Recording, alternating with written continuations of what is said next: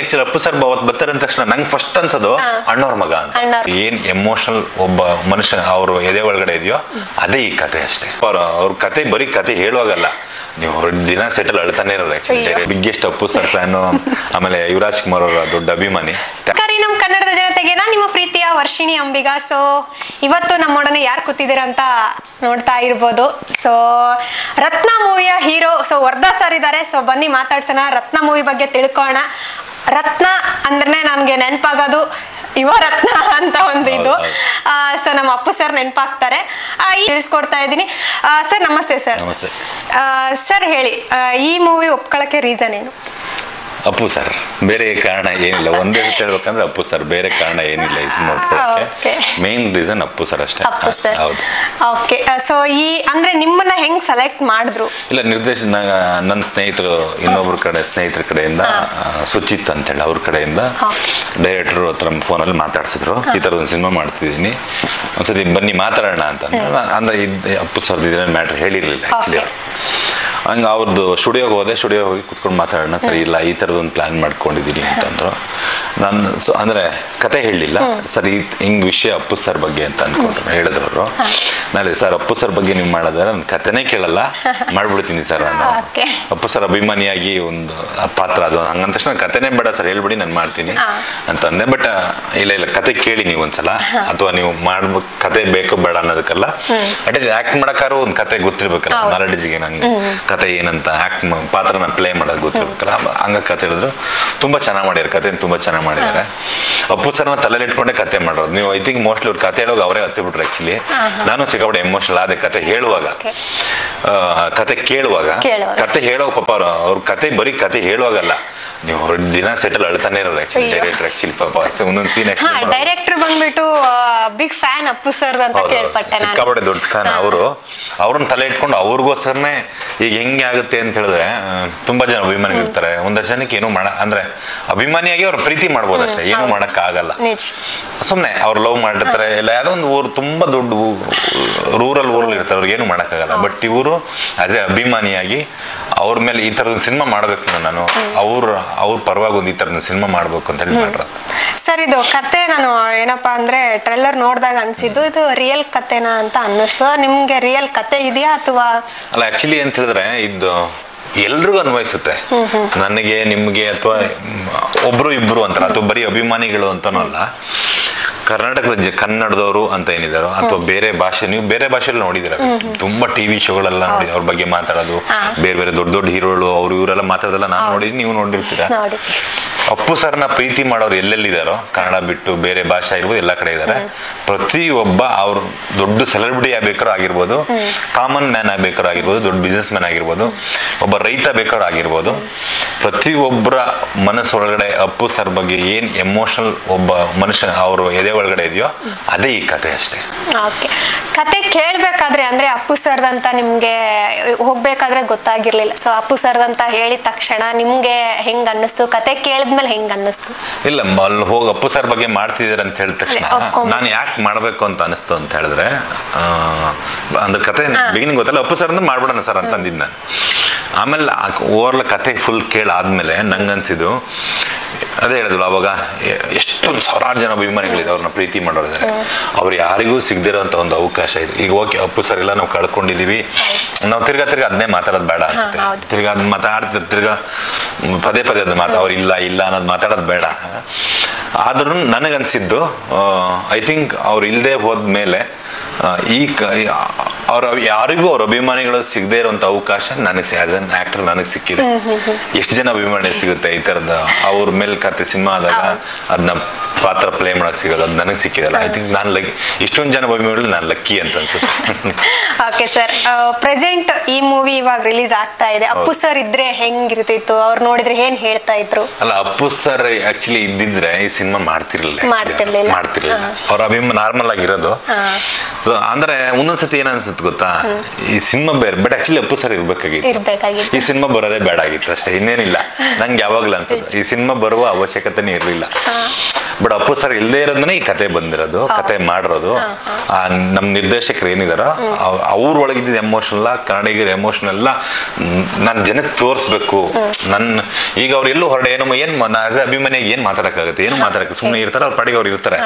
ನನ್ನೊಳಗೆ ಏನ್ ಎಮೋಷನಲ್, ಅವ್ರೊಳಗೆ ಏನ್ ಎಮೋಷನಲ್ ಇತ್ತು ಅಂತ ಅದನ್ನ ಆಚೆ ಹಾಕ್ಬೇಕು ಅಂತ ಹೇಳಿ ಅವ್ರು ಮಾಡಿದಂತ ಅಭಿಮಾನಿಗಳ ಒಳಗಡೆ ಏನು ಎಮೋಷನಲ್ ಇದೆ ಅಂತ ಅದನ್ನ ಆಚೆ ಮೂವಿ ಮೂಲಕ ಪ್ರತಿಯೊಬ್ಬರಿಗೆ ಗೊತ್ತಾಗಬೇಕು.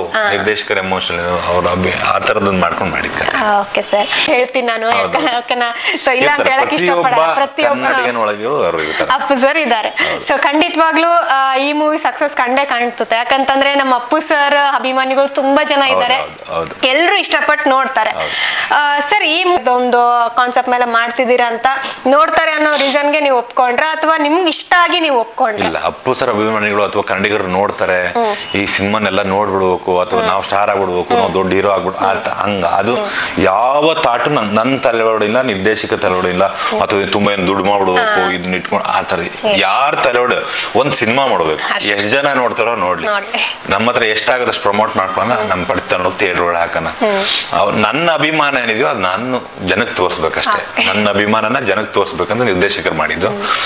ನನಗೆ ಆಸ್ ಎ ಮೇನ್ ನಾನು ಆಕ್ಟ್ ಮಾಡ್ಕೊಂಡು ಅಪ್ಪು ಸರ್, ಅದು ಬಿಟ್ಟು ಬೇರೆ ನನಗೆ ಕತೆ ಅದ್ಭುತ ಕತೆ ಇದನ್ನ ಮಾಡ್ಬೇಕು, ನಾನು ಇದ್ರ ಸಖತ್ ಪರ್ಫಾರ್ಮ್ ಮಾಡಿ ಎಲ್ಲರನ್ನ ಮೆಚ್ಚಿಸ್ಬಿಡ್ಬೇಕು, ಅದು ನನ್ನ ತಲೆ ಒಳಗಡೆನೆ ಇಲ್ಲ. ನಾನು ಬೇರೆ ಸಿನಿಮಾನು ಆಕ್ಟ್ ಮಾಡ್ತಾ ಇದ್ದೀನಿ, ಎಲ್ಲಿ ಮಾಡ್ತಾ ಇರ್ತೀನಿ. ಇದು ಮಾಡಿದ್ದು ಸಂಪೂರ್ಣವಾಗಿ ಅಪ್ಪು ಸರ್ ಅಷ್ಟೇ. ಓಕೆ ಸರ್, ಅಪ್ಪು ಸರ್ನ ಮೀಟ್ ಆಗಿದ್ದೀರಾ? ಅಪ್ಪು ಸರ್ನ ಅನ್ಎಕ್ಸ್ಪೆಕ್ಟೆಡ್ ಮೀಟ್ ಆಗಿದ್ದೀನಿ. ನಿಮಗೂ ಗೊತ್ತಿರುತ್ತೆ, ಚಾಮುಂಡೇಶ್ವರಿ ಸ್ಟುಡಿಯೋ ಅಂತ ಹೇಳಿ ಒಂದು ಸ್ಟುಡಿಯೋ ಇದೆ, ಟ್ರೈಲರ್ ಲಾಂಚ್ ಎಲ್ಲ ಮಾಡ್ತಾ ಇರ್ತೀನಿ. ನಾನು ಸಿನಿಮಾ ಆಕ್ಟ್ ಮಾಡಿದ್ದೆ, ಅಂದ್ರೆ ಒಂದು ಕ್ಯಾರೆಕ್ಟರ್ ಮಾಡಿದ್ದೆ. ಅವರು ಅದಕ್ಕೆ ಟ್ರೈಲರ್ ಲಾಂಚ್ ಮಾಡಕ್ ಬಂದಿದ್ರು. ನಮ್ಮ ಹೊನ್ನಳ್ಳಿ ಕೃಷ್ಣ ಸರ್ ಇದಾರಲ್ಲ, ಅವ್ರಿಗೆ ಅವತ್ತು ಸನ್ಮಾನ ಇಟ್ಕೊಂಡಿದ್ರು ಆ ಸಿನಿಮಾ ತಂಡಿದ್ರು. 1000 ಸಿನಿಮಾಗಳ ಸರದಾರ ಅವ್ರದ್ದು 1000ನೇ ಸಿನಿಮಾ ನಾನು ಆಕ್ಟ್ ಮಾಡಿದ್ದು. ನಾನು ಆಕ್ಟ್ ಮಾಡಿದ್ದೆ ಆ ಸಿನಿಮಾ, ಒಂದು ಲೀಡ್ ರೋಲ್ ಆಕ್ಟ್ ಮಾಡಿದ್ದೆ. ಅದು ಟ್ರೈಲರ್ ಆಕ್ಟ್ ಮಾಡಕ್ಕೆ ಅಪ್ಪು, ಆಮೇಲೆ ಹೊನ್ನಳ್ಳಿ ಸರ್ಗೆ ಸನ್ಮಾನ ಮಾಡಕ್ಕೆ ಅಪ್ಪು ಸರ್ನ ಕರೆದಿದ್ರು. ಅಪ್ಪು ಸರ್ ಬಂದಿದ್ರು ಆಕ್ಚುಲಿ.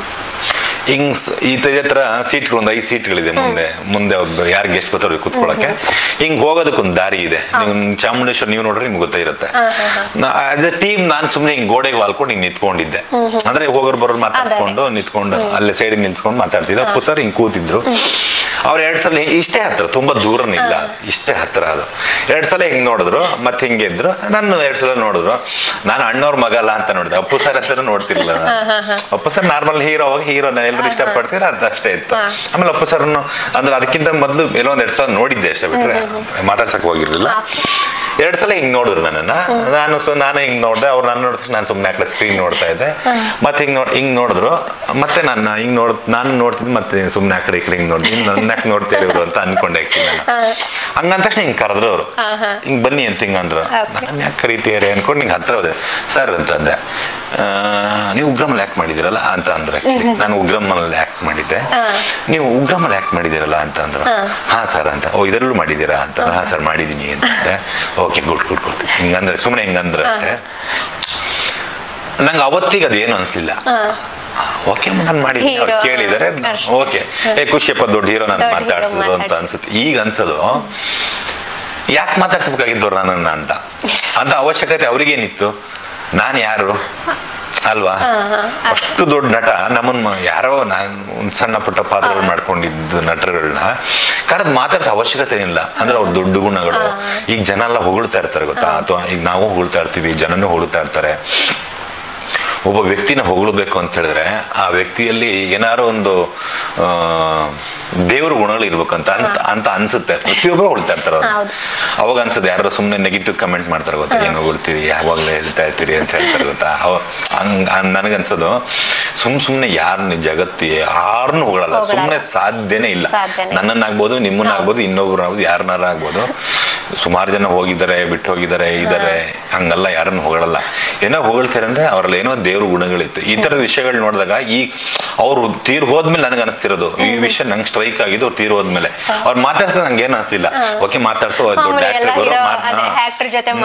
ನಾರ್ಮಲ್ ಆಗಿ ನಾವು ಕೆಲಸ ಮಾಡುವಾಗ ಮಾಡಿದ್ರೆ ಚೆನ್ನಾಗಿ ಮಾಡಿದ ಅಪ್ಪು ಸರ್ ಹೇಳಿದ್ರು ಅಂತ. ನಾ ಸುಮ್ಮನೆ ಯಾರು ದೊಡ್ಡ ಆಕ್ಟರ್ಗಳು ಸಿಕ್ಕಿದಾಗ್ಲೂ, ಈಗ ಯಾವ್ದು ಸುದೀಪ್ ಸರ್ ಜೊತೆ ಕೆಲಸ ಮಾಡೋದು ಅವ್ರು ಹೇಳಿ ಚೆನ್ನಾಗಿ ಮಾಡ್ತೇಕಣೋ ಅಂತ ಹಿಂಗ ಅವರು ಅಂದೇ ನಾರ್ಮಲ್ ಅಂತ ಅನ್ಸುತ್ತೆ ನಮಗೆ. ಬಟ್ ಹಿಂಗ್ ಅವ್ರ ಅವ್ರು ಹೋದ್ಮೇಲೆ ಹಂಗ ಅನ್ಸಿದ್ದು, ಅವ್ರು ಯಾಕೆ ನನ್ನನ್ನು ಮಾತಾಡ್ಸ್ಬೇಕಾಗಿತ್ತು, ಹಂಗೆ ಎಂತ ಗುಣ ಇರ್ಬೋದು ಅದು ಅವ್ರದ್ದು, ಎಷ್ಟು ಒಳ್ಳೆಯವ್ರು ಇರ್ಬೋದು ಅವರು, ಅಣ್ಣವ್ರ ಮಗ ಅಲ್ವಾ, ನನ್ ಅವಶ್ಯಕತೆ ಇಲ್ಲ, ನೋಡ್ಬೋದು ಕೇಳ್ದೇನೆ ಇರ್ಬೋದು, ಯಾರ ಬರ್ತಾರೆ ಹೋಯ್ತಾರೆ ಅಂತ ಅನ್ಕೋಬಹುದು, ಬಟ್ ಕರೆದು ಮಾತಾಡ್ತಾರೆ ಅವ್ರ ದೊಡ್ಡ ಗುಣಗಳು ಆಲ್ರೆಡಿ ಅವ್ರಲ್ಲಿ ಆ ಥರದ ಗುಣಗಳಲ್ಲಿ ಇತ್ತು ಅಂತ ಅನ್ಸುತ್ತೆ, ಅದಕ್ಕೆ ಜನ ಯಾವಾಗಲೂ ಹೋಗುತ್ತಾ ಇರ್ತಾರೆ. ಓಕೆ, ಸೊ ಅವ್ರು ನೋಡಿದ ತಕ್ಷಣ ಅದೇ ನಿಮ್ಗೇನು ಫೀಲಿಂಗ್ ಆಗ್ಲಿಲ್ಲ? ಮಾಮೂಲಿ ಎಲ್ಲಾ ನಟರ ಜೊತೆ ಮಾಡಿರ್ತೀರಾ, ಅದೇ ಇವಾಗ ನಟರ ಜೊತೆ ಎಲ್ಲಾ ನಟರ ಜೊತೆ ಮಾಡಿರ್ತೀರಾ, ಮಾಮೂಲಿ ನೋಡಿದ ತಕ್ಷಣ ಗುಡ್ ಚೆನ್ನಾಗಿ ಮಾಡಿದೀರಾ, ಸೊ ಬಿಟ್ಟೋದ್ಮೇಲೆ ನಮ್ಮಂತ ಚಿಕ್ಕ ಅಭಿಮಾನಿಗಳನ್ನೂ ಅದೆಲ್ಲ ಕಾಡಕ್ ಸ್ಟಾರ್ಟ್ ಆಗುತ್ತೆ. ಈಗ ಅಪ್ಪು ಸರ್ ಬರ್ತಾರೆ, ನನಗೆ ಆಕ್ಚುಲಿ ಅಪ್ಪು ಸರ್ ಬರ್ತಾರೆ ಅಂದ ತಕ್ಷಣ ನಂಗೆ ಫಸ್ಟ್ ಅನ್ಸೋದು ಅಣ್ಣವ್ರ ಮಗ ಅಂತ. ಅಣ್ಣವ್ರ ಮಗ ಹೆಂಗಿರ್ತಾರೆ, ಅಣ್ಣವ್ರ ಮೊಮ್ಮಕ್ಳು ಹೆಂಗಿರ್ತಾರೆ ಅನ್ನೋದೇ ಈಗ ಜಾಸ್ತಿ. ನಾವೆಲ್ಲ ತುಂಬಾ ರೂರಲ್, ನಾವೆಲ್ಲ ರೈತರು ಊರಲ್ಲಿ ಇರೋದು. ಇವ್ರ ಅಥವಾ ಅಪ್ಪು ಸರ್ ಸಿನಿಮಾ ಅಲ್ಲದೆ ಹೋದ್ರು ಅಣ್ಣವ್ರ ಸಿನಿಮಾಗಳೆಲ್ಲ ನಾವು ಜೀವನದಲ್ಲಿ ಏನಾರು ನಾನು ಹೇಳ್ತಾ ಇರ್ತೀನಿ, ನಾನು ಜಾಸ್ತಿ ಓದಿಲ್ಲ, ನಾವು ಜಾಸ್ತಿ ಸ್ಕೂಲ್ ಹೋಗಿ ಕಲ್ತಿದ್ದಕ್ಕಿಂತ ಜಾಸ್ತಿ ಅಣ್ಣವ್ರ ಸಿನಿಮಾಗಳನ್ನ ಅಥವಾ ಬೇರೆ ಯಾರೋ ನಟರುಗಳು ಅಥವಾ ಸಿನಿಮಾಗಳೇ ಇರ್ಬೋದು ಅಂದ್ರೆ ನಮಗೆ ಜಾಸ್ತಿ ಸಿಗ್ತಾ, ಅಣ್ಣವ್ರ ಸಿನಿಮಾಗಳು ಜಾಸ್ತಿ ಸಿಗ್ತಾ ಇದ್ರಿಂದ ಟಿವಿಲಿ ಅವಾಗೆಲ್ಲ ಅವ್ರದ್ದು ಜಾಸ್ತಿ ಬರ್ತಾ ಇದ್ರಲ್ಲ, ಅವ್ರನ್ನೇ ನೋಡ್ತಿದ್ರಿಂದ ಜಾಸ್ತಿ ನಾವೆಲ್ಲ ಬದುಕಲ್ಲಿ ಕಲ್ತಿದ್ದು ಸಿನಿಮಾ ನೋಡಿನೇ ಕಲ್ತಿದ್ದು. ಓ ಹಿಂಗಿರ್ಬೇಕು ನಾವು ಕೊಡ್ತಿರೋಂತ ಅವ್ರ ಸಿನಿಮಾ ಕೊಡ್ತಿರೋದಂತದೇ. ಹೌದು, ನಾವು ಸಿನಿಮಾ ನೋಡಿ ಏನಾದ್ರು ತಿಳ್ಕೊಬೇಕಲ್ಲ. ನೀವು ಅವಾಗಿನ ಸಿನಿಮಾ ಅಣ್ಣವ್ರ ಸಿನಿಮಾ ತೆಗೆದು ನೋಡಿ ಎಲ್ಲ ಏನಾದ್ರೂ ಒಂದು ಕಲ್ತ್ಕೋಬಹುದು, ಬಟ್ ಕಲಿಯೋ ಮನಸ್ಥಿತಿ ನಮಗಿರ್ಬೇಕಷ್ಟೇ. ಅಥವಾ ನಮ್ಮ ಫ್ಯಾಮಿಲಿ ಹೆಂಗ್ ಕಾಪಾಡ್ಕೋಬೇಕು, ಅಥವಾ ನಾವ್ ಹೆಂಗ್ ಬದುಕ್ಬೇಕು, ನಮ್ಮ ಬದುಕನ್ನ ಹೆಂಗ್ ರೂಪಿಸ್ಕೋಬೇಕು ನಾವು, ಅದೆಲ್ಲ ಅವ್ರು ನೋಡೇ ಕಲ್ತಿದ್ ನಾವು. Okay sir, okay sir. ಈ ನೀವ್ ಅಂದ್ರೆ ಮೂವಿ ಇಂಡಸ್ಟ್ರಿಗೆ ಬರಕ್ಕೆ ರೀಸನ್ ಏನು, ಹೆಂಗ್ ಬಂದ್ರಿ, ಜರ್ನಿ ಯಾವ ತರ ಇತ್ತು? ಚೈಲ್ಡ್ಹುಡ್ ಡ್ರೀಮ್ ಅದು ಆಕ್ಚುಲಿ, ಆಕ್ಟರ್ ಆಗ್ಬೇಕು ಅನ್ನೋದು. ಅದೇ ನೀವು ಹೇಳ್ದಂಗೆ, ನಾನು ಹೇಳ್ದಂಗೆ ಅವಾಗ ಊರಲ್ಲಿ ಇರುವಾಗ ನಂಗೆ ಫಸ್ಟ್ ಟಿವಿ ಸಿಕ್ಕಿದ್ದು ನಾನು 6ನೇ ಕ್ಲಾಸ್ ಇದ್ದಾಗ, ನಮ್ಮ ಅಜ್ಜಿ ಮನೆಗೆ ಹೋದಾಗ ಫಸ್ಟ್ ಸಿಕ್ಕಿದ್ದೆ ನಮ್ಮ ಟಿವಿ. ನಮ್ಮ ಕರೆಂಟ್ ಬಂದೆ ಈಗ 10 ವರ್ಷ ಆಯ್ತು. ನಮ್ಗೆ ಸಿಕ್ಕಾಬಡೆ ಊರದ್ದು ಸಿಕ್ಕಾಬಡೆ ತಿಕ್ಕೆಸ್ಟ್ ಫಾರೆಸ್ಟ್ ಅಲ್ಲಿ ಒಂದು ಮನೆಗಳೆಲ್ಲ ಅಜ್ಜಿ ಮನೆಗೆ ಹೋದಾಗ ಅಲ್ಲಿ ಫಸ್ಟ್ ಟಿವಿ ಸಿಕ್ಕಿದ್ ನನಗೆ. ನಂಗೊಂದು ಕ್ಯೂರಿಯಾಸಿಟಿ ಅವಾಗ, ಇವರೆಲ್ಲ ಯಾಕೆ ಟಿವಿಲಿ ಬರ್ತಾರೆ, ನಾವೆಲ್ಲ ಯಾಕೆ ಬರ್ತಿಲ್ಲ ಅಂತ. ನಾನು ನಮ್ಮ ಅಜ್ಜಂಗೂ ಹೇಳ್ತಿದ್ದೆ, ನಾನು ಇವರೆಲ್ಲ ಯಾಕೆ ಬರ್ತಾರೆ ಅಜ್ಜ, ನೀನ್ ಯಾಕೆ ಬರ್ತಿಲ್ಲ, ನಾನ್ ಯಾಕೆ ಬರ್ತಿಲ್ಲ, ಇದ್ರೊಳಗೆ ನಾನು ಬರ್ಬೇಕಲ್ಲ ಅಂತ. ಬಟ್ ಇದು ಹೆಂಗ್ ಬರ್ಬೇಕು, ಹೆಂಗೆ ಏನೋ ನಾಲೆಡ್ಜ್ ಆಗಿನ ಆ ಕ್ಷಣಕ್ಕೆ ಇರ್ಲಿಲ್ಲ ಅಷ್ಟೇ.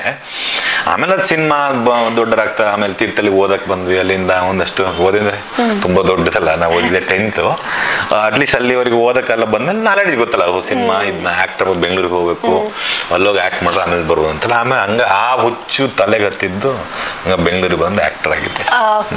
ಫಸ್ಟ್ ಮೂವಿ ಯಾವುದು ಸರ್?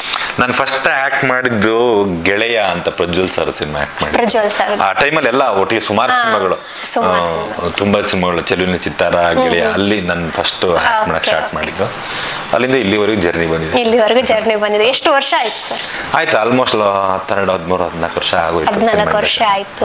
ಓಕೆ, ಆಲ್ಮೋಸ್ಟ್ ನೋಡ್ದಂಗೆ ಎಲ್ಲಾ ಹೀರೋ ದೊಡ್ಡ ಕೆಲಸ ಮಾಡಿದ್ದೀನಿ, ಬಟ್ ಬೇಜಾರಿಂದ ಅಪ್ಪು ಸರ್ ಜೊತೆ ಕೆಲಸ ಮಾಡಿಲ್ಲ. ಅಲ್ಲ, ಭೇಟಿ ಆಗಿದ್ದೀರಲ್ಲ, ಅಟ್ಲೀಸ್ಟ್ ಆ ಅವಕಾಶ ಆದ್ರೂ ನಿಮ್ಗೆ ಸಿಕ್ಕಿದೆ. ನಮ್ಗೆ ನೋಡಿ ಯಾವ ಅವಕಾಶನೂ ಇರ್ಲಿಲ್ಲ.